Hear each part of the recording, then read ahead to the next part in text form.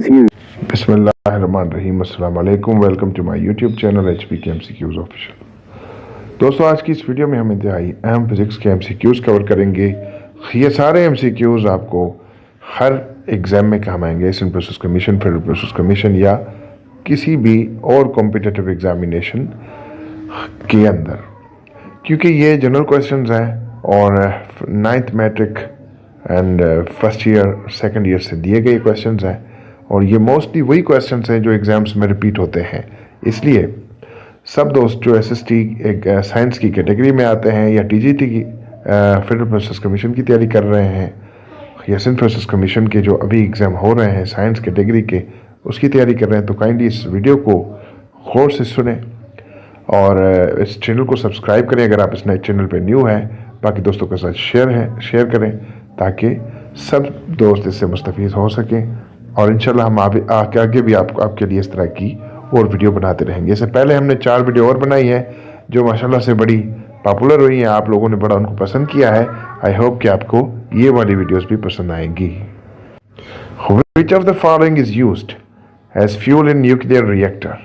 नीचे दिए गए ऑप्शंस में से कौन सी जो है वो ऑप्शन न्यूक्लियर रिएक्टर के लिए इस्तेमाल होती है, कौन से जो धातु है वो इस्तेमाल होता है? So the correct option is, इसमें जो हमारा सही ऑप्शन है वो है option C, option D, sorry option D जो है वो इसमें हमारा सही है, यानी प्लूटोनियम एंड यूरेनियम जो है वो न्यूक्लियर रिएक्टर में इस्तेमाल होता है। अगला क्वेश्चन है the SI best unit for mass is, mass के लिए कौन सा ऐसा यूनिट इस्तेमाल होता है? मास के लिए जो यूनिट इस्तेमाल होता है दैट इज ऑप्शन सी, यानी किलोग्राम इस्तेमाल होता है।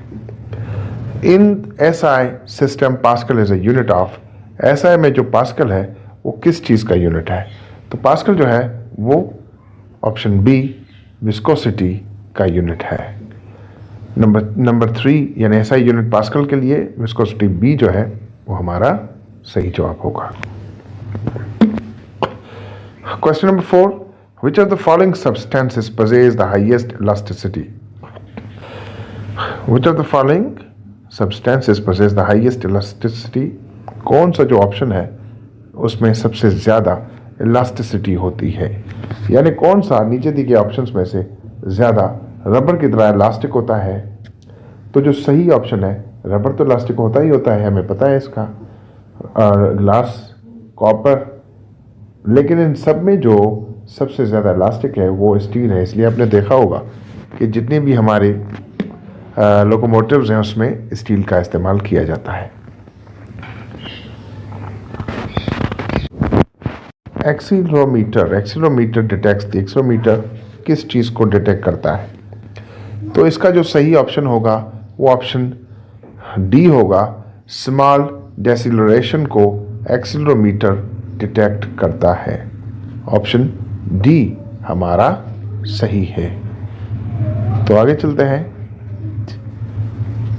When vapors of substances are cooled and changed into liquid, it is called, जब हम पानी जो है उसके vapours of substances are cooled, उसको हम कूल करें और लिक्विड में चेंज करें तो इस अमल को क्या कहते हैं?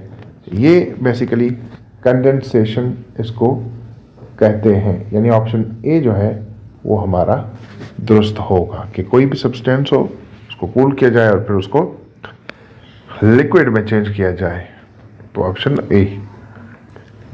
The next question is the presence of impurities dash the freezing point of water. अगर पानी के अंदर इम्प्योरिटीज यानी कोई मिलावट हो तो उससे क्या होता है कि क्या हम उसको फ्रीज करने में उस पर कोई असर पड़ता है? तो सबसे पहला ऑप्शन है इंक्रीज, उसकी जो फ्रीजिंग पॉइंट है वो इंक्रीज हो जाती है या बहुत तेज़ हो जाती है, एक्सिलरेट हो जाती है, या फिर वो डिक्रीज हो जाती है। तो बेसिकली इन सब में अगर हम देखें, और आखिरी है कि जी इससे कोई फ़र्क नहीं पड़ता अगर पानी में कुछ भी हो, तो इसका जो सही ऑप्शन है वो है कि डिक्रीज हो जाती है। अगर इम्प्योरिटीज़ होंगी पानी में तो पानी की जो फ्रीजिंग पॉइंट है वो डिक्रीज होती है। ऑप्शन जो है हमारा वो सी सही है। The only force acting on a bouncing ball, अगर हम बॉल को फेंकते हैं और उस बाउंसिंग बॉल की जो है उस पर कौन सी चीज़ों का असर अंदाज होता है, तो ग्रेविटी होती है, वेट होता है, या फ्रिक्शन होता है, या सब। इसका जो सही जवाब है वो है डी।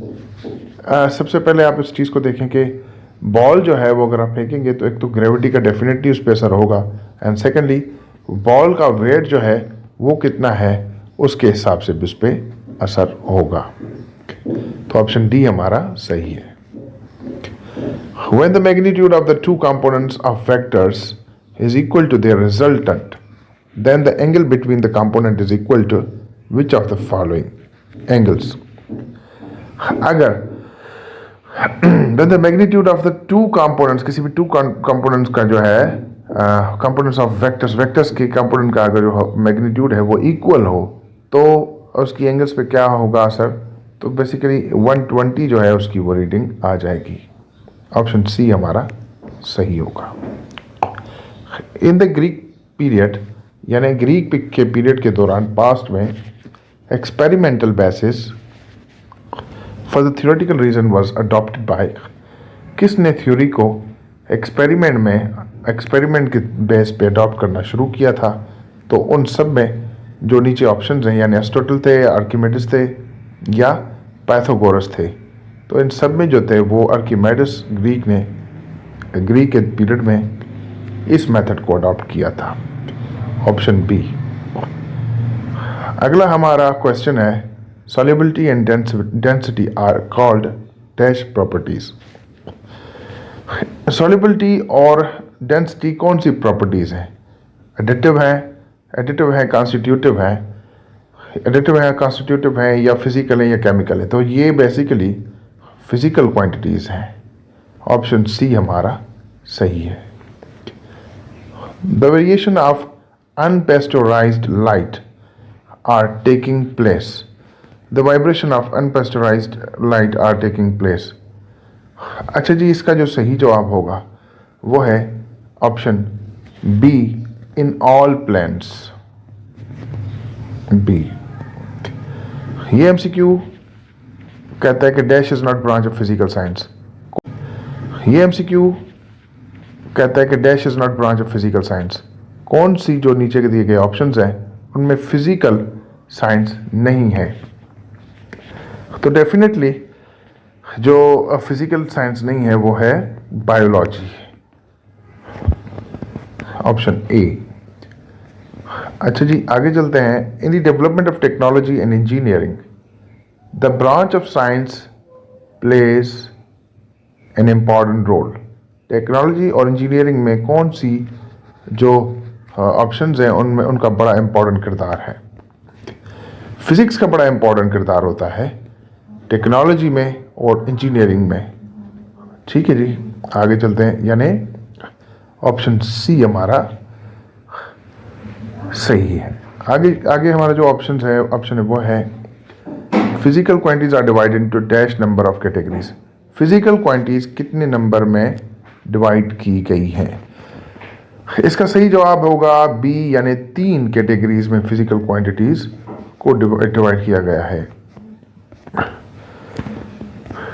अच्छा जी, अगला क्वेश्चन है dash types of units are SI unit. कितने जो है वो टाइप्स हैं एसआई यूनिट के? तो इसका जो सही जवाब है सी है, ये बी है, सॉरी, इसका सही जवाब जो है वो बी है। 3 जो है वो टाइप्स हैं एसआई यूनिट के। Scientific notations are expressed in. Scientific notations जो है वो कैसे जाहिर होते हैं? वो पावर ऑफ 10 के, यानी डी ऑप्शन होगा, पावर ऑफ 10 से जाहिर होते हैं। ठीक है जी, अगला क्वेश्चन देखते हैं, क्वेश्चन नंबर 6। बेसिकली ये 6 नहीं है क्वेश्चन, 13 पहले हो गए हैं, 13 के बाद अभी ये जो होगा वो 17th हमारा क्वेश्चन होगा। In scientific notation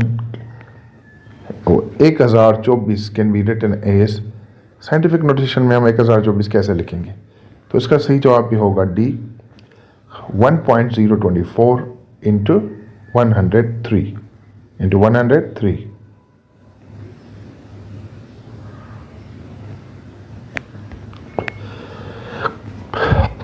prefix deca dash represents, ये जो टर्म है किस चीज़ को जाहिर करता है?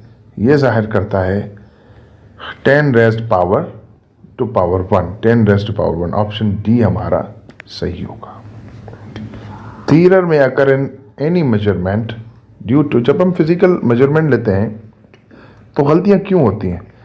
इसका जो सही जवाब है वो है बेसिकली ऑप्शन ए, क्योंकि मेथड या तो हमारा गलत होगा या फिर हमारा जो एपरेटस होगा वो ठीक नहीं होगा, या जो बंदा होगा जो वो रीडिंग ले रहा है उसका एक्सपीरियंस नहीं होगा।